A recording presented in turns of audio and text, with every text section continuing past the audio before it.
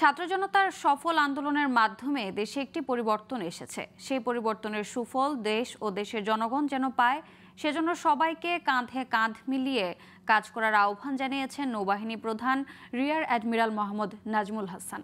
সোমবার বেলা 11টার দিকে ভোলা জেলার সার্বিক নিরাপত্তা, আইনশৃঙ্খলা পরিস্থিতি, রাষ্ট্রীয় অবকাঠামোর সুরক্ষা ও যৌথ বাহিনীর কর্মকাণ্ড পরিদর্শন শেষে সার্কিট হাউসে প্রেস ব্রিফিংয়ে এসব কথা বলেন তিনি। নৌবাহিনী প্রধান আরও বলেন, সেনা, নৌ ও বিমান বাহিনী সবসময় দেশের জনগণের পাশে ছিল, আছে ও ভবিষ্যতেও থাকবে।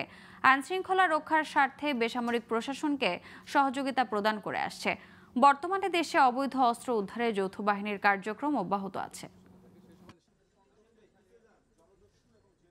আমরা অবৈধ অস্ত্র উদ্ধার অভিযানে আরও সচেষ্ট হব। এই বিষয়ে আমি ইতিমধ্যে নির্দেশনা প্রদান করেছি। আমার বিশ্বাস আমরা সমন্বিতভাবে যদি কাজ করি তাহলে অবৈধ অস্ত্রসমূহ উদ্ধার করা সম্ভব হবে।